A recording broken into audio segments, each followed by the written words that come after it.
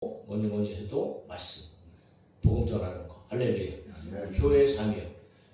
예수님께서 이 땅에 오신 이유가 무엇이겠습니까? 예수님께서 저와 여러분들을 살리시려고 이 땅에 오셨고, 복음의 능력으로 이제 예수님께서 이 땅에 오셨단 말이지. 그래서 복음의 시작은 오직 우리 성삼위일체 하나님이시다.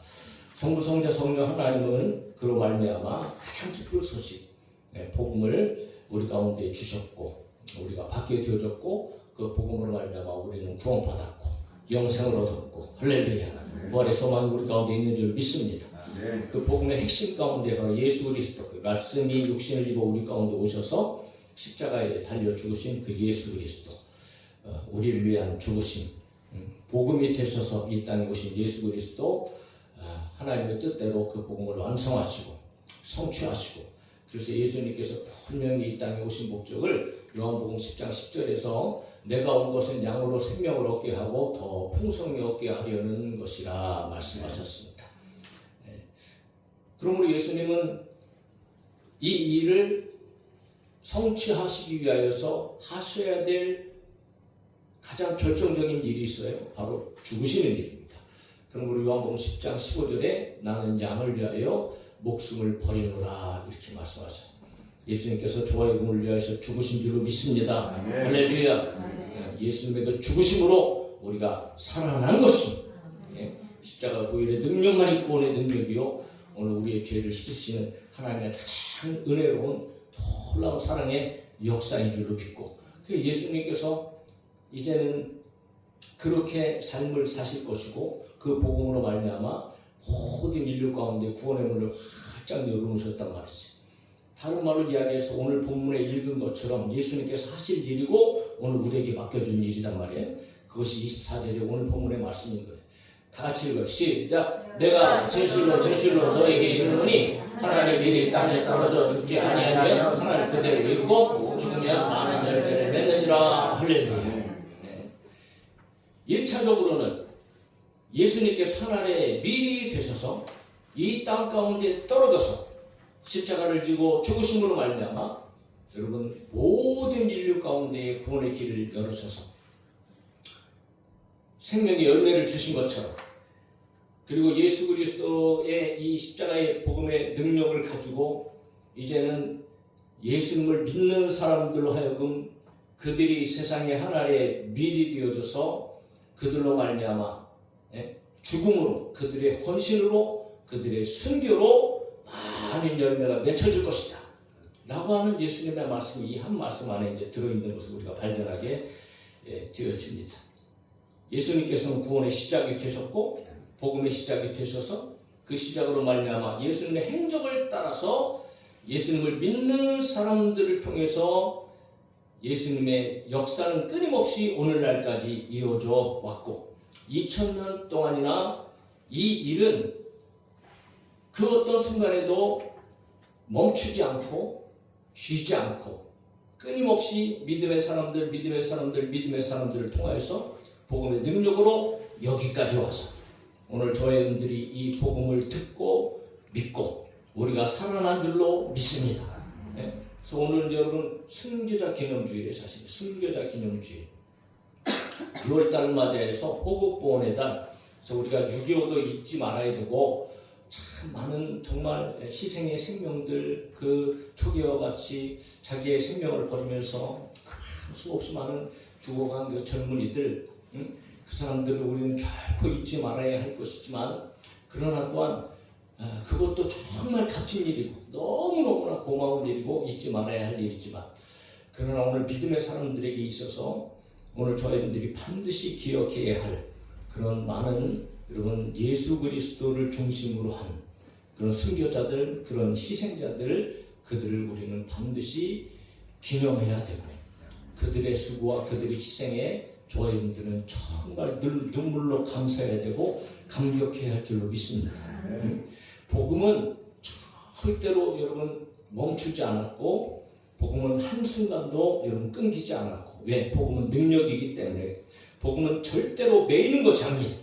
그래서 디모데후서 2장 9절에 복음으로 말미암아 내가 죄인과 같이 매이는 데까지 고난을 받았으나 하나님의 말씀은 매이지 아니하니라. 이 복음이 여기까지 오는 데까지 얼마나 많은 역사들이 있었습니까? 그럼에도 불구하고 한순간도 복음을 매이지 아니하고 끊임없이 순교자들과 그 헌신의 삶을 통하여서 흘러왔고, 이 흘러온 복음이 오늘 우리 가운데까지 왔단 말이죠. 그러므로 오늘 우리는 이 순교자들의 이야기를 조금 우리 하려고 하는데, 그동안에는 선교사들의 이야기를 주로 많이 들었잖아요. 선교사들의 이야기를 많이 들었다면, 오늘은 이 존 폭스라고 하는 순교사가, 아주 순교사가의 대가입니다. 그래서 대학교에서도 이분의 책, 순교의 그 현장 역사를 이 제자들로부터 시작해서 초대교회 중세까지 해서 그 역사를 아주 적나라하게 쭉 기록해 놓은 그런 책이 있는데, 이것이 신학생들의 이 교재로 쓰일 만큼 그런 책인데, 이 순교사 책의 내용을 통하여서 먼저 선교사들의 이야기는 많이 들었지만 맨 처음에 시작되어진 사도들에게 순교가 과연 어떤 것인가 라고 하는 것. 뭐 선교사들의 순교와 그들의 희생과 헌신은 우리가 많이 들었는데, 뭐 우리는 이제 제자들에 대해서는 물론 뭐 베드로나 이런 사람도 우리가 이제 잘 알잖아요. 그런데 나머지 사람들의 순교 현장을 우리가 대부분 잘 들어볼 일이 없단 말이에요. 그래서 이제 그런 이야기들을 이제 몇 가지 책에 기록된 대로 쭉 한번 읽어가면서, 정말 예수 그리스도를 믿은 그 제자들의 삶이 정말 어떠했는가라고 하는 것들을 먼저 한번 이렇게 살펴보려고 이제 합니다. 자, 잘 한번 들어보세요. 자, 먼저 야고보입니다. 야고보. 요한의 형제 야고보. 스데반의 순교 이후, 스데반이 여러분 사도행전 7장 복음을 전하고 이제 순교하잖아요. 그리고 나서 12장에 가보면 12장 1절 2절에 헤롯 왕이 야고보를 칼로 죽였다 이렇게 이제 이야기를 합니다. 그리고 베드로 잡으려고 막 이렇게 해서 베드로까지 잡히잖아요. 자, 그런 순간 가운데 칼로 죽었던 헤롯 왕이 칼로 죽였던 그 야고보의 이야기가 먼저 나옵니다.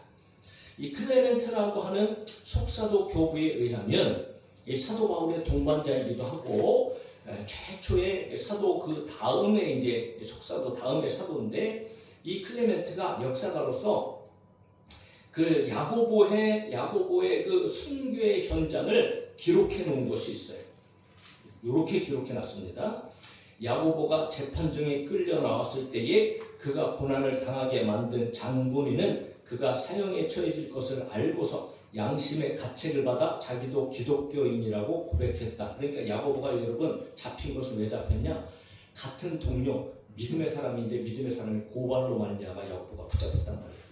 그래서 야고보가 사형장으로 끌려갈 때에 이게 양심의 가책을 느낀 거예요. 그래갖고 자기도 기독교인이라고 이렇게 고백했다라는 거죠. 그래서 여러분 함께 끌려간 거예요. 함께 끌려가게 된 그는, 그러니까 야고보를 고발한 그가 도중에 야고보에게 이렇게 얘기합니다. 자기의 잘못을 용서해달라고 야고보에게 얘기해요. 근데 야고보는 잠시 그 문제를 생각한 뒤에 그에게 입맞추며 말합니다. 형제여, 평화가 그대에게 있으라 라고 그렇게 말을 했다는 거죠. 그리고 나서 두 사람이 함께 교수형에 처해졌다라고 기록하고 있습니다. 이것이 바로 AD 36년의 일이다. 예수님께서 돌아가시고 난 후에 한 6년, 오전 6년 후에 이제 일이었다라는 거죠. 이렇게 야고보가 헤롯 왕이 이제 헤롯 왕에 의해서 이제 칼로 이제 참수당하는 그런 순교를 했다라는 거죠. 그리고 이제 도마입니다. 도마. 예수님께서 부활하셨을 때에 도마가 없는 자리에 딱 예수님 먼저 오시잖아요. 그러니까 제자들이 얘기하니까 나는 도대체 못 믿겠다.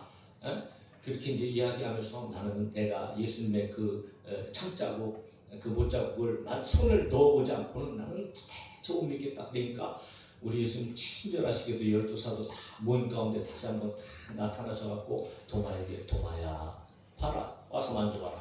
뭐 그러면서 말이지. 그 도마가 여러분 그때의 예수님을, 부활하신 예수님을 만나고, 그리고 도마가 평생을 주를 위해 살아가는데, 도마가 파르티아인이나 메데인, 페르시아에까지 가고 복음을 전했다. 그가 복음을 전하다가 인도까지 가는데, 그 인도에서 창에 맞아 죽었다 이렇게 기록하고 있습니다. 그러니까 제자들이요, 세상 끝까지 너희들이 증인이 되리라 하신 예수님의 말씀처럼 그냥 예루살렘에만 머물고 유대 땅에만 머물다가 떠난 것이 아니에요. 다 흩어져 갖고 다 먼 지역까지 가고 복음 전하다가 이제 죽은 그런 순교를 한 그런 현장들이 제자들에게 나타난단 말이에요. 자, 열심당원이 시몬이 있습니다. 열심당원이라고 성경에서 이제 기록되어 있는데 이 시몬은 모리타니아, 아프리카까지 가서 복음을 전합니다. 아프리카까지 복음을 전하다가 역시 십자가에 달려 처형당했습니다. 그리고 마가, 복음서의 저자지요. 네. 이 마가는 애굽에까지 가서 복음을 전합니다. 그러니까 트라이안 황제 때에 그곳에서 밧줄로 묶인 채 불 속에 떨어져. 밧줄로 묶인 채 불 속에 떨어져서 화형당해서 죽었습니다. 순교한 거죠. 바돌로메 역시 인도에 갔던 것으로 이제 많이 유명하죠. 바돌로메가 마태복음을 인도말로 번역까지 했다고 그렇게 이야기합니다. 여러 차례 박해를 받다가 결국은 여러분 몽둥이에 맞고 십자가에 달렸는데, 근데 몽둥이에 맞고 십자가에 달렸는데 죽지 않으니까 그 뒤에 어떻게 했냐 하면 그 피부를 벗겨서 그리고 참수형에 처해졌다 이렇게 기록하고 있습니다. 안드레, 제롬의 기록에 의하면 이 이디오피아인들이 살고 있는 곳까지 가서 전도했다. 그래서 아가야의 파트레에서 총독 이지스에 의해서 십자가에 처형되어 그곳에 묻혔다라고 이렇게 기록을 하는데, 그의 일화가 한 가지 이제 기록되어져 있습니다. 그 일화가 어떻게 되는지 한번 알려드릴게요. 총독이 안드레아를 붙잡았어요. 그래서 회유합니다. 더 이상 복음 전하지 말라. 그렇게 명령하면서 너 그래도 복음 전하면 십자가에 매달겠다고 위협했습니다. 그때 안드레가 뭐라고 얘기했냐면, 내가 십자가에 달려 죽는 것을 두려워했다면 십자가의 영광을 전파하지 않았을 것이다. 이렇게 아주 강하게 대답을 했다라는 거죠. 그리고 나서 십자가에 달릴 곳으로 이제 가고 있는데, 저 멀리서 자기를 이제 매달 십자가가 세워지고 있는 것을 보면서 갔다라는 거예요. 근데 전혀 두려움도 없이 조금도 여러분 이성을 잃지 않고 얼굴빛조차 변하지 않고 그곳을 가면서 오히려 벅찬 감격을 가지고 그가 말을 남겼는데, 어떤 말을 남겼냐 하면 안드레가 그렇게 얘기했다고 합니다. 십자가를 보면서 오 십자가, 얼마나 오랫동안 갈망했던가. 기쁘고 즐겁고 갈망하는 마음으로 그대에게 가노라. 십자가에 못 박히신 그분의 제자이기에 항상 그대를 사랑해왔고 그대를 포옹하고 싶은 마음으로 가득 찼었노라. 이렇게 여러분 감격하면서 이런 말을 하면서 십자가를 향하여서 갔다고 얘기를 합니다. 그래서 결국은 십자가에 달려 안드레가 순교합니다. 마태, 레위라는 이름을 가졌지요. 세리였습니다. 회개하고 사도가 된 사람이지요. 마태복음을 기록하기도 했습니다. 에티오피아, 이집트 전역에 복음을 전파하는 복음 선교사로. 그런데 히르카투스 왕이 사람을 보내서 복음 전하는 마태를 창으로 찔러 죽였습니다. 그래서 마태 역시 창에 맞아 순교했습니다. 그리고 빌립, 야만족에게 구원의 말씀을 전파하다가 마침내 브리기아에서 십자가에 매달려 돌에 맞아 죽었다. 이렇게 기록하고, 그리고 주님의 형제 야고보의 이야기는 좀 길게 이렇게 기록이 되어져 있는데 한번 잘 들어보세요. 주님의 형제 야고보, 주님이 세상에 계실 때부터 의롭고 완전한 사람이라고 여겨졌던 야고보는 다른 제자들과 함께 교회를 다스리는데 착수했다. 야고보가 교회 수장으로서 여러분 아주 큰 역할을 합니다. 그는 포도주나 독주를 마시지 않고 육식도 하지 않았다. 또 머리에 삭도를 대지 않았다. 나시린의 삶을 그대로 살았습니다. 그리고 야고보만 성소에 들어갈 수 있었다. 왜냐하면 그는 털옷을 입지 않고 배옷만 입었기 때문이다. 그는 항상 혼자서 성전에 들어가 무릎을 꿇고 백성들의 죄사함을 구했는데 하나님을 예배하고 백성들의 용서를 구하기 위해 얼마나 무릎을 꿇고 기도했는지 그의 무릎은 낙타의 발처럼 단단해지고 마비되어 감각을 느끼지 못했다. 그는 의로운 생활을 하는 사람으로 유명했기 때문에 의로운 자 또는 백성들의 보호자라고 불렸습니다. 그러므로 많은 주요 인사들에게 굉장히 존경을 받았는데 그럼에도 불구하고 끊임없이 그는 기도하면서 복음 전파하는데 그때 이 서기관들과 이 바리새인들이 회책을 합니다. 회책을 해. 그러면서 요구를 합니다. 이런 얘기를 해요. 우리는 당신이 백성들을 억제해 주기를 바랍니다. 그들은 예수를 그리스도라고 믿고 있습니다. 유월절을 지키러 오는 모든 사람들에게 예수에 대해 올바르게 생각하라고 설득해 주십시오. 우리는 당신을 주의 깊게 살펴보았습니다. 당신은 의로운 사람이며 사람들을 편애하지 않는다고 확신합니다. 그러니 백성들이 예수에 관해 미혹되지 않도록 설득해 주십시오. 우리를 비롯한 모든 백성들은 당신에게 순종할 각오가 되어 있습니다. 그러니 모든 사람들이 당신의 모습을 보고 당신의 음성을 들을 수 있도록 성전 꼭대기에 올라가 서십시오. 모든 지파의 사람들과 많은 이방인들이 유월절을 지키려고 올 것입니다. 그래갖고 여러분 이 바리새인들이 성전 흉벽 꼭대기에 이 야고보를 세웠어요. 그리고 소리지르며 얘기합니다. 오 의인이시여 우리는 당신에게 복종하겠습니다. 이 백성들이 길을 잘못 들어 십자가에 못 박혀 죽은 예수를 따라가고 있나이다.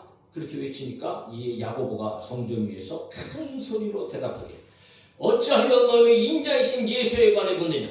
그는 지극히 높으신 분의 오른편에 앉아 계시며 장차 구름을 타고 이 땅에 오실 것이다 라고 여러분 복음을 선포합니다. 그런데 이 말을 들은 많은 사람들이 오히려 회개가 터지고 믿음이 갖게 되어지고 하나님께 영광을 올려드리며 호산나 다윗의 아들이여 라고 외쳤다라고 합니다. 그때 선지자들과 바리새인들이 자기들끼리 얘기합니다. 우리가 예수에 대해 저런 증언을 듣게 되었으니 이를 그르쳤다. 그러니 저기로 우리가 올라가서 밑으로 떨어뜨리자.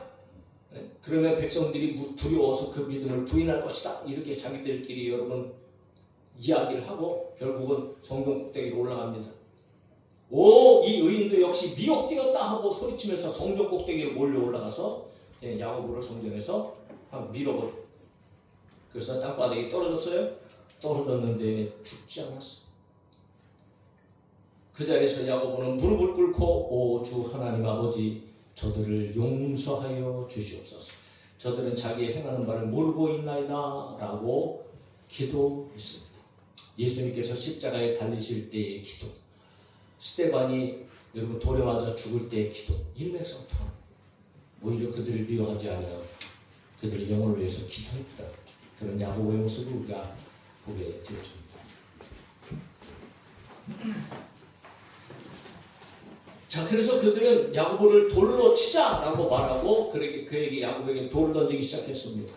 돌을 던졌는데 돌을 던지면서도 야고보의 숨이 붙어있자 돌을 던지고 있을 때에 어떤 제사장은 그렇게 하지 말라고, 저 의인은 당신들을 위해 기도했다고 그렇게 하지 말라고 말렸지만 그러나 그 가운데에 축임업자, 염소, 양털로 말미암아 어떤 이런 가공하는 아주 하찮은 그런 업자가 손에 들고 있던 연장을 들고 서 있다가 그것을 야고보의 머리에 내리쳐서 그래서 야고보가 순교했습니다.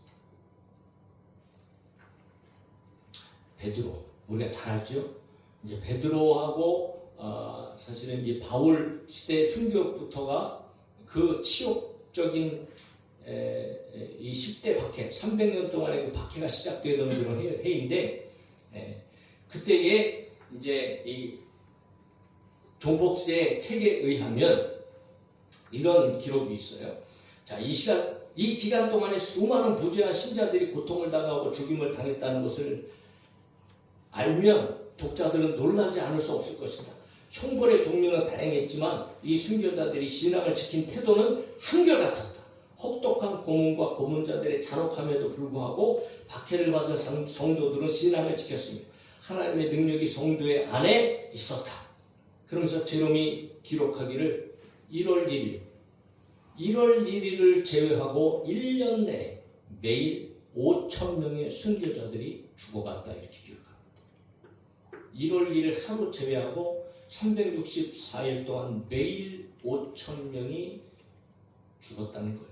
기독교인들이. 이게 상상이나 됩니까? 이것이 네로로부터 시작된 박해의 시작이었습니다.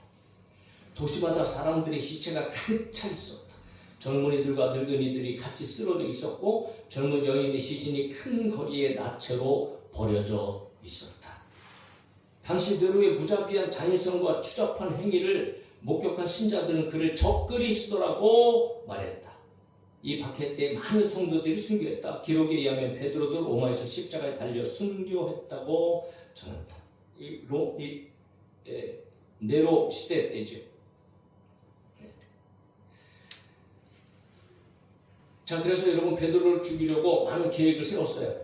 그런데 그 계획들이 베드로에게 전달되어지고 사람들은 베드로를 피하라고 아주 강하게 간청합니다. 그래서 간곡한 부탁으로 말미암아 베드로는 결국 로마를 떠나기로 작정합니다. 그리고 로마 성문을 나갈 때에 어떤 일이 일어나요? 주님이 그곳으로 오시는 것을 베드로가 보게 됩니다. 주님께 경배하며 베드로가 묻습니다. 주여 어디로 가시나이까? 주님께서는 말씀하시죠. 나는 다시 십자가에 못 박히러 가노라. 이 말을 들은 베드로가 여러분 발길을 돌려서 로마로 돌아갑니다. 로마로 돌아와서 잡혀서 결국은 스스로 나는 예수님과 똑같이 십자가에 달려 죽을 수 없습니다. 그래서 거꾸로 십자가에 달려 베드로는 순교하게 되어집니다. 그러므로 이 이야기를 바탕으로 영화가 만들어지기도 하잖아요. 무슨 영화입니까? 잘 알죠? 코바디스라고 하는 영화입니다. 코바디스라는 뜻 라틴어로 주여 어디로 가시나이까? 그 유명한 영화지. 그렇게 해서 베드로가 순교를 하고 그리고 바울 역시 회심하기 전에는 사울이라고 얘기했지만 네로 시대에 있었던 최초의 박해 때 순교한 바울.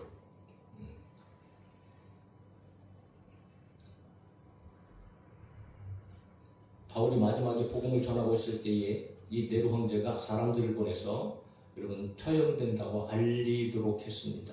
그런데 그 사람들은 바울이 복음을 전하는 그 곳에 도착해서 무슨 말을 하느냐 하면 바울에게 우리들도 믿음을 가질 수 있도록 기도해 주세요라고 바울에게 요청을 하고 바울은 머지않아서 믿음을 갖게 될 것이다. 바울의 무덤에서 세례를 받을 것이다 라고 바울이 이야기합니다. 그 말이 끝나자마자 병사들은 바울을 성박 처형장으로 데리고 갔는데 바울이 마지막으로 기도한 후에 스스로 자기 목을 내밀어서 칼을 받아서 순교합니다. 마지막으로 요한 1차 박해가 끝나고 도미티안이 즉위하면서 2차 박해가 시작되어지는데 이 도미티안 황제가요 처음에는 굉장히 온화하고 좋은 사람이었어요. 그런데 나중에 아주 걷잡을 수 없이 아주 굉장히 폭정을 보였습니다. 자기를 신으로 예비하고 금이나 은으로 만든 상을 신전에 세우라고 그렇게 명령하기까지 돼요. 이 기간 동안에 요한이 반모섬에 유배가 되어지죠. 그런데 이 도미티안이 살해가 됩니다. 얼마나 똑똑한 왕인지 여러분 살해가 돼요. 살해가 돼서 죽습니다. 그래서 그가 이미 이렇게 정해놨던 모든 것들이 이제 폐지가 되어져서 요한이 석방이 돼요. 반모섬에서 석방이 돼서 AD 87년에 에베소로 가갖고 에베소에서 이제 소아시아를 이렇게 목회하면서 그곳에 복음을 전하고 그렇게 살다가 결국은 68년이 되는 해까지. 그러니까 그때가 요한의 나이가 100세 정도 돼요. 그러니까 가장 오래 살았던 사도이고 요한계시록을 또 기록했고 그 나머지 에베소에 있으면서 요한복음을 또 기록하면서 사명을 끝까지 감당했던 그런 요한이었어요. 자, 그러면서 사도들의 순교를 마무리하면서 당시의 박해의 의미와 더불어 그들이 받은 고통을 어떻게 좀 정리하고 있냐 하면 그것은 로마 황제들이 기독교인을 박해한 것은 두려움, 증오심 때문이었다 이렇게 이제 이야기를 합니다.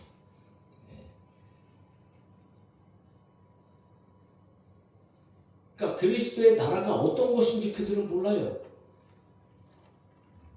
그러니까 그리스도가 자기들의 제국을 정복시킬 것이라는 우려와 두려움을 가지고 있었다라는 거예요. 그러니까 모든 수단을 동원해서 온갖 고문과 처형을 함으로써 기독교인이라는 아주 그냥 그 이름 자체를 씨를 말리기 위한 아주 기업까지 완전히 없애려고 그렇게 노력을 하면서 박해를 했다라는 거죠. 물론 여기에는 사탄 마귀의 역사가 여러분 뒷받침하고 있었죠. 참으로 기가 막힌 것은 로마의 어느 지방이나 도시에 기근이 있거나 역병이 있거나 지진이 나거나 전쟁이 있거나 뭐 기이한 일이 있거나 기상이변이 있거나 상상하지 못한 모든 일이 발생하면 전체 이 모든 일을 다 기독교인들한테 싹 뒤집어 씌워갖고 그것 때문에 기독교인들을 잡아 죽였다라는 거죠. 아주 무서운 사형 방법을 사용하면서 채찍질 뿐만 아니고 찢어 죽이기, 돌로 쳐서 죽이기, 뜨겁게 달아오른 철판 위에 올려놓기, 깊은 감옥에 가두고 몸을 잡아당겨서 심한 고통을 주는 것, 감옥 안에서 질식시키는 방법, 심지어는 여러분 경기장에서 짐승의 먹이가 되게 하고 석쇠 위에 붉은 석쇠 위에 올려놓고 교수대에서 황소의 뿔에 받쳐 죽이는 방법, 뭐 기타 등등의 온갖 정말 그 고통의 방법들을 다 동원해갖고 믿음의 사람들을 여러분 그렇게 죽였다. 그런 역사가 바로 초대교회, 중세교회 시대의 역사였다는 거예요. 자, 이런 열매를 통하여서, 이런 복음의 씨앗과 그들의 순교의 열매를 통하여서 오늘 복음을 저와 여러분들이 들은 줄로 믿으시기를 주의 이름으로 축복합니다. 네. 한반도, 조선, 대한민국에까지 오랫동안 초대교회 그리고 중세시대를 거쳐서 근세를 또 넘어와서 또 현대시대에 이르기까지 한반도, 조선, 대한민국에까지 동일한 순교자들의 피로 말미암아 복음의 씨앗이 뿌려지고 그들의 순교의 열매를 통하여서 그 복음의 능력과 은혜로 말미암아 오늘 우리는 예수 그리스도를 믿게 되어졌고 이 복음의 능력으로 오늘 대한민국이 얼마나 놀라운 축복을 받았는지 몰라요. 제2회 선교 대국이 되어졌고 모든 면에 있어서 여러분 세상에서 여러분 이런 나라가 없어요. 초기 선교사들이 들어왔을 때에 이 조선 땅이 어떠한 상황이었는가? 그들의 말과 그들의 기록을 통해서 우리가 좀 몇 가지 발견할 수 있는데, 뭐 글은 안 보이겠지만 보이나 모르겠어요. 여기 보면 저쪽 오른쪽부터 제가 한번 설명해 드릴게요. 나환자가 2만 명에 달해 인간 이하의 비참한 삶을 살았다라는 건데요. 조선의 나환자는 나환자 알죠? 나병 환자, 예전에 우리가 문득병자라고 얘기했잖아요. 1910년경 약 2만 명으로 추정이 됩니다. 전 인구의 500분의 1입니다. 500분의 1. 전 인구의. 그러니까 500명 중에 한 명은 나환자였다라는 거죠. 저는 어렸을 때도 우리 동네에도 나환자가 있는 것을 보았어요. 그래서 하여튼 나환자만 보면 다 무서워갖고 뭐 다 도망가죠. 다. 어린 시절인데 그 어린 시절에도 그런 기억이 있어요. 여기 수원에서도. 또 안양에도 여러분 나환자촌이 있었고 유명하잖아요. 근데 저 남부지방에는 더 심각한 거죠. 남부지방이 흩어져 있는데 3분의 2 정도가 이게 남부지방이에요. 그러니까 윌슨 선교사의 기록인 거예요. 그래서 저쪽에 보면 저 오른쪽에 줄 서 있는데요. 저기 소록도에 소록도. 소록도에 당시에 이 선교사들이 방문할 때의 사진이요, 사진. 그리고 그 밑에 서 있는 그 굴. 이게 여러분 나환자가 거주했던 굴입니다. 굴. 땅굴 팍 들어가서. 그리고 저 오른쪽에 3명의 사진이 완치된 그나마 정말 기적적으로 완치된 그 환자들의 모습이라는 거예요. 그리고 중간에 보면 콜레라 귀신을 쫓아낸다고 총을 쏘는 군인들 이렇게 타이틀이 잡혀져 있어요. 콜레라 무섭지요? 예전에는 그냥 여러분 죽는 병 아닙니까? 콜레라에 걸리면 그들은 운명론자처럼 아무 치료도 하지 않은 채 그냥 죽도록 내버려 둔다. 시내의 작은 식당에서 콜레라 귀신에게 기도를 올리고 궁궐뜰에서는 군인들이 콜레라 귀신 쫓는다고 여러분 총을 쐈다는 거예요. 계속해서 총 쏘면서 콜레라 귀신 떠나라 그랬다는 거예요. 그러면서 고양이 그림이 있는데 이 콜레라를 물리치는 민화입니다. 이 고양이 그림 그려놓으면 콜레라가 떠나간다고. 그리고 옆에는 여러분 영문 기사고, 예. 그리고 여러분 콜레라 귀신 쫓는 대문에 부적 붙여놓고. 그리고 세 번째 그림은 콜레라로 열흘 동안 6,280명이 사망. 하지만 정부는 속수무책. 한양 도성 안팎의 인구는 대략 15만 정도였는데 7월 1일 콜레라가 강하게 창궐하여 도성을 비상 상황으로 만들어갔다.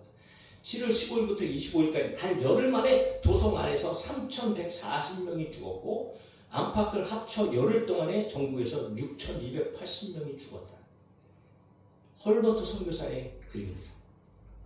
거기에 이제 맨 왼쪽에 그림을 보면 이게 전염 지역을 출입 차단하고 이제 지키고 있는 거예요. 그리고 콜레라 전염병이 창궐 때 어떤 이런 지역의 사진이고 콜레라로 죽은 사람의 시체를 다루는 시체 운반하는 이제 그런 모습을 이제 사진으로 이렇게 선교사들이 아주 뭐 생생하게 그 현장을 남겨놓고 있다.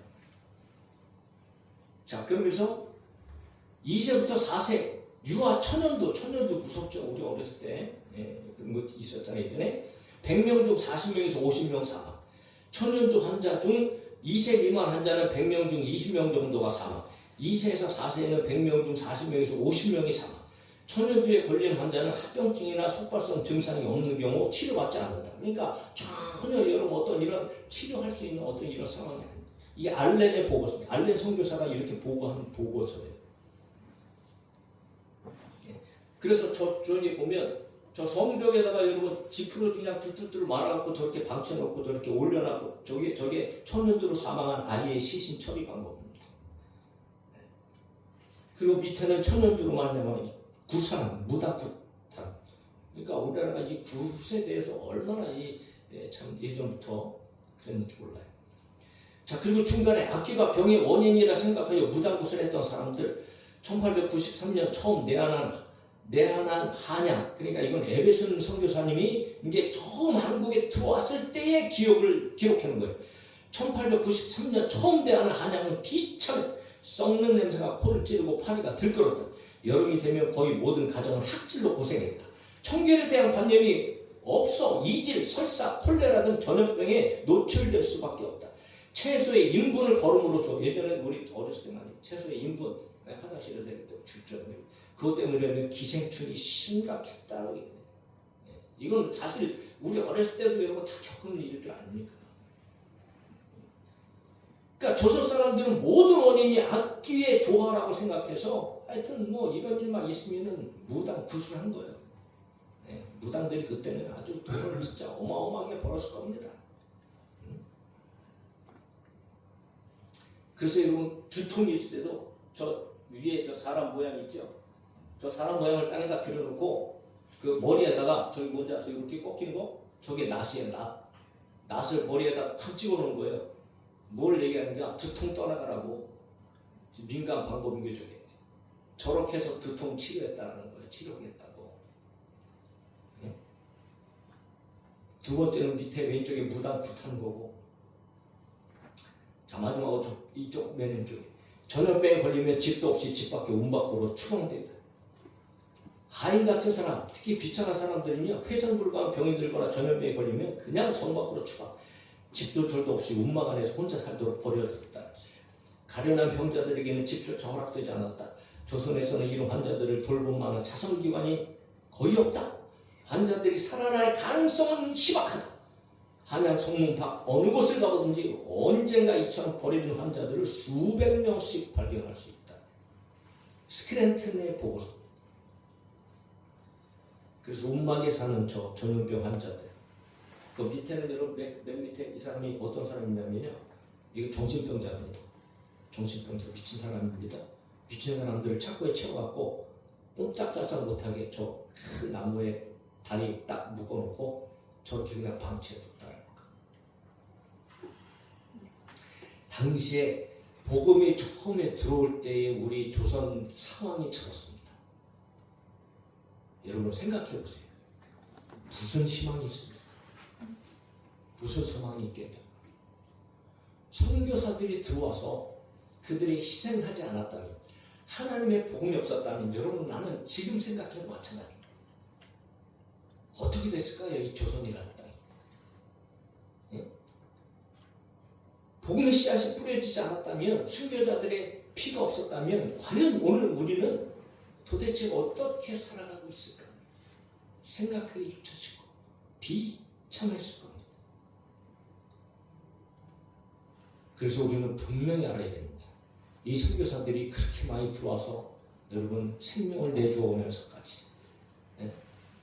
지금도 그들의 무덤에 여러분 많은 선교사들과 가족과 그들 관련된 사람들 저 양아들에 여러분 붙여 있지 않습니까? 그들이 와서 여러분 한글로 책을 만들어서 성경을 보급하면서 민족들의 정신을 깨우고 학교를 세우고 고아원을 세우고 병원을 시작하고 그러면서 여러분 이 한국이 깨어나기 시작합니다.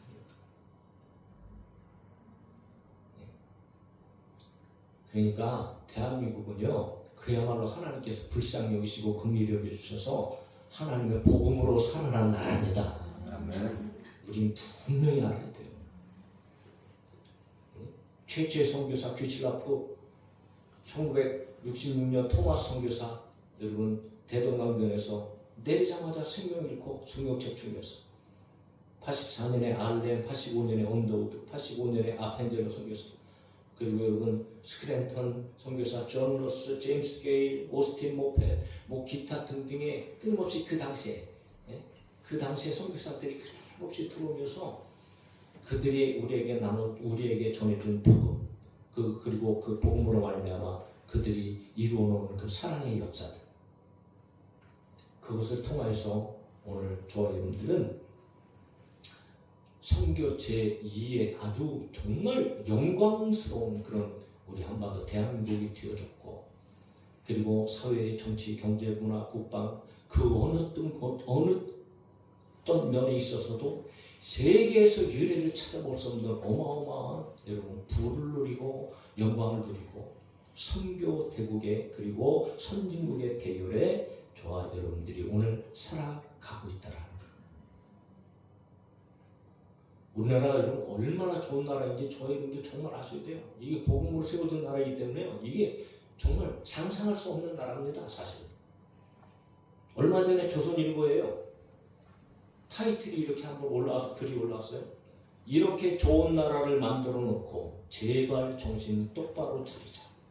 누가 썼냐 하면 대법원장 양승태, 예전에 대법원장 양승태가 이 타이틀을 가지고 글을 썼어요. 뭐냐? 요거 마치면서 요거 읽어드리고 이제 정리를 합니다. 잘 들어보세요. 세계 여러 나라들을 출입해본 경험으로 지구상에 우리 대한민국만한 나라도 찾기 어렵고 별로 보지도 못했다.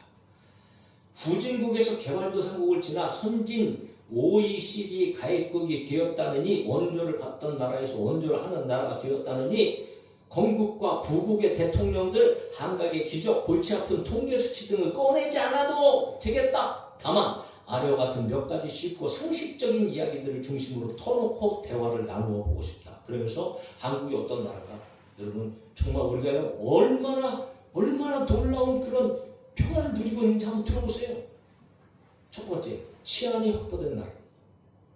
세계 어느 나라든지 가보라. 밤거리를 안심하고 관광 내지散歩할 수 있는 나라가 얼마나 있는지, 특히 여자들이 자유롭게 밤에 마음대로 걸어다닐 수 있는 나라가 일본하고 대한민국 외에 또 있는가?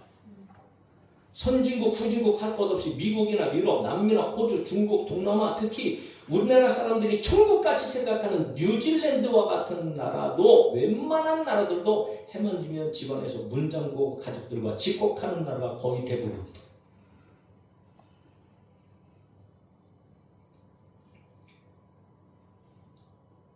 두 번째, 의료 제일인 나라.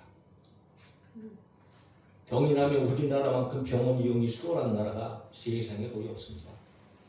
그것도 너무나 당당하고 저렴하게 치료받고 필요하면 입원하고, 의료보험 제도도 또한 대한민국이 최고다. 미국, 캐나다, 유럽 같은 최선진국도 병이 났는데 보험이 없으면 상상 초월의 병원비 때문에 폐가 망신하기 딱 좋고, 사회보장 치료라도 받으려면 예약하고 순서 기다리다 숨 넘어가기 쉽답니다. 대한민국에서 의료보험료 많이 내는 기업과 고소득자 부자들에게 감사할 줄 알아야 된다. 이렇게.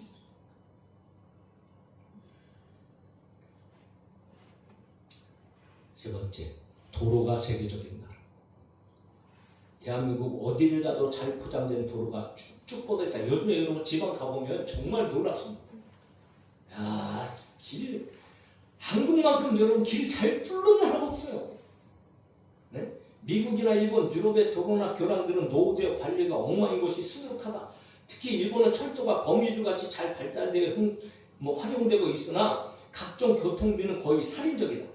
도로는 우리나라가 더 눈부시게 잘 발달되어 있으며 국민들에게 저렴한 서비스를 제공하고 있다. 유럽이나 여타 대부분의 나라들은 우리나라의 도로 인프라와 견줄 바가 못된다. 가보고 자기 눈으로 확인하고 지금 얘기하는 거예요. 다음으로 편의시설 자랑스러운 나라. 편의시설. 고속도로 휴게소, 공원이나 공중시설들의 화장실을 가보라. 이만한 나라는 세계에서 손꼽힐 정도다. 여러분 한국 화장실 취재하려고 세계에서 오잖아요. 화장실. 냉난방과 휴지는 물론이거니와 깨끗하기가 이를 데 없고 완전 무료다. 이거 여러분 그냥 우리가 그냥 보통으로 생각할 일이 아니라니까. 예. 유럽 쪽에 웬만한 공중 화장실에서는 돈을 내야 들어갈 수 있는 곳이 아직도 많이 있다. 병기의 고급 화장지가 계속 상비되어 있고 아무도 가져가지 않는 것을 보고 놀래 기겁하는 족속들 이야기도 지어낸 것이 아니다. 대신 우리가 노력하고 듬뿍 벌어서 세금을 많이 내야 하는 것을 잊지 말아야 한다. 이렇게 공무원이 괜찮은 나라, 공직자들의 근무자 수와 청렴도가 이만한 나라도 드문다. 물론 개개인의 몇몇 때문에 참 이게 골치가 아프지만 그러나 대부분의 그래요. 선진국들의 공직자들의 일처리 자세는 한국인들 시각에서 본다면 속에 열불이 날 지경이다. 과거 어느 때는 우리나라도 분명 그러한 시절이 있었다. 그러나 요즘은 동사무소나 구청, 경찰서에 출입해보라. 대민 창구는 엄청 친절하고 시민주의의 편의를 제공하고 있다. 아마 단체장을 투표로 선출하기 시작한 때부터 개선되기 시작한 것이 아닌가 싶다. 요새 누가 교통경찰에게 돈을 뜯기는 사례가 있는가? 그것은 옛적 전설 같은 이야기가 되었다. 우리 젊었을 때만 해도요. 고속도로에 붙잡히면 아예 대놓고 돈 달라고 얘기해요. 경찰. 그 사람들 얘기 들어보면요. 그거 교통경찰 해갖고 집 못 산 사람들은 병신이라고 얘기했어요. 그만큼 비리가 많다. 근데 지금 어디서 여러분 돈 달라는 얘기하면 큰일 납니다. 만원짜리 하나 받으면요. 당장 작살납니다. 애국심이 투철한다. 요즘 젊은이들 특히 이번 지방 보궐선거를 통한 20대 변화와 반전을 보라. 망국적 정교적 교육 속에서도 그들은 눈물이 없도록 건전했다. 지금 여러분 오늘 우리가 보고 있는 겁니다. 참 이 시대가 아무나 시대지만요. 그래도 깨어있는 젊은이다. 대한민국을 사랑하고 국가 보유의 결기는 누구보다 강렬하다. 종북 좌파를 잡은 놈들은 그들이 때려 부순다는 SNS 댓글을 많이 접한다. 해병대 입대 지원은 늘 모집 숫자를 과대 초과하여 해병대 입대 경쟁이 상당히 치열하다. 참 이게 고무적인 이야기입니다. 한없이 고무스러운 일이다. 휴식 문화가 풍성한 나라, 웬만한 카페는 사람들로 풍성하고 짙은 커피향은 실내에 가득하다. 좌석마다 3, 4, 5 때를 지어 앉아 환담을 나누고 있다. 정식 때나 저녁 때나 어디 가나 식당이나 커피숍을 가보십시오. 네? 외신을 비롯한 바깥 세상에서는 한국이 난리가 날 것처럼 신경이 날카롭지만 정작 당사자들은 천하태평이다. 네. 민족의 저력에 믿는 구석이 있다는 것일까? 반문화의 풍성함은 또 어떤가? 불야성을 지르고 있는 안전한 거리에 맘만 먹으면 언제나 동참할 수 있다. 먹거리가 즐거운 나라. 거리마다 골목마다 맛집이 즐비해서 낮이나 밤이나 시간 구애받지 않고 이모들의 서빙을 받으며 대부분은 무제한 추가로 식도락을 즐길 수 있고 전화 한 통하면 배달한 민족답게 문 앞까지 바로 따끈한 음식을 대령해주므로 집에 앉아 구미에 맞는 음식을 맛나게 먹을 수 있으니 이런 나라가 지구상에 또 있을까?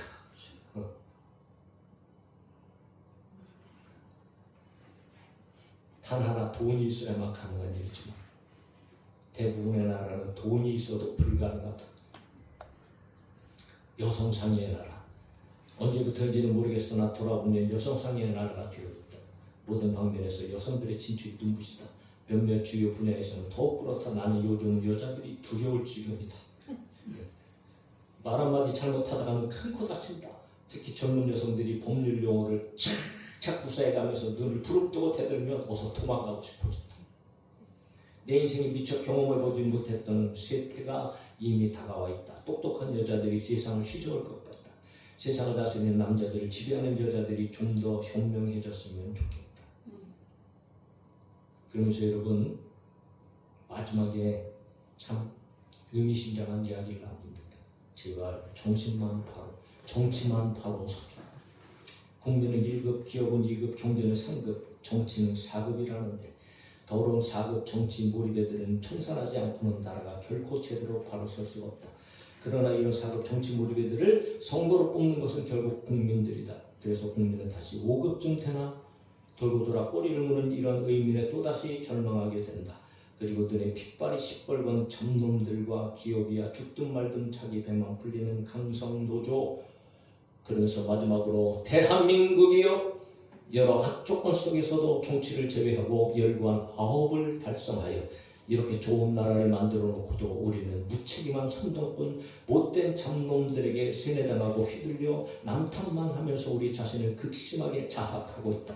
가난은 나라님도 구제하지 못한다는 일말이 있듯이 각각의 개인이 잘 살고 못 사는 건 각자의 노력 여하에 달려있는 즉 남의 것을 빼앗아 나누어 가지자는 썩어 빠진 생각과 선동에 휘둘리지 말고 좌빨 공산주의 간첩은 척결하자. 내가 낸 세금을 자기 돈인 양 공짜 선심 쓰겠다는 인간들은 철저히 배격하고 마약 같은 공짜 돈은 바라지도 말고 제발 남탓만 하지 말며 정신을 가다듬며 이 나라를 올바르게 가꾸고 더욱 좋은 나라로 풍요롭고 융성하게 발전시켜 나가기를 우리 젊은 후손들에게 진정 바람하지 않는다. 전 대법원장 양승태 이렇게 글을 썼습니다. 여러분 오늘 우리가 얼마나 행복하실 때 얼마나 놀라운 축복을 누리면서 살아가고 있는지 저와 여러분들은 분명히 기억하셔야 됩니다. 그럼에도 우리는 날마다 여러분 맨날 염려하고 걱정하고 불평하고 그렇게 살아가고 있지는 않는가. 그런데 우리가 이 모든 행복을 누릴 수 있는 것은 오늘 앞에서도 말씀드렸듯이 하나님의 은혜이고 복음의 능력이고 순교자들의 여러분 그 순교 덕분이라는 것을 우리는 정말 깊이 새겨야 됩니다. 오늘 우리는 순교자 기념주의를 맞이해서 예수님부터 시작하는 그 복음의 능력이 예수님으로 인한 복음의 씨앗이 순교의 열매를 통하여서 오늘까지 왔고 복음을 매이지 않으며 언제나 어디 시대나 순교 희생의 열매를 통하여서 사람들이 살아나고 복음에 들어가는 곳마다 여러분 놀라운 풍요의 역사들, 살아나는 역사들, 잘 되어지는 역사들이 나타났다는 것을 오늘 세계의 역사를 통해서 우리는 눈으로 확인하고 그러므로 말미암아 우리는 행복한 삶을 살고 있다라는 거죠. 이러한 복음의 씨앗과 순교 열매는 지금까지 왔지만 주님 다시 오실 때까지 끊임없이 이어질 것이고 할렐루야. 이 일에 저와 여러분들이 삶으로 물질로 기도로 동참해야 될 것이며 무엇보다 소중함을 느끼고 감사하고 하나님 앞에 찬양하는 감사하는 삶을 살아갈 수 있기를 예수님의 이름으로 축복합니다.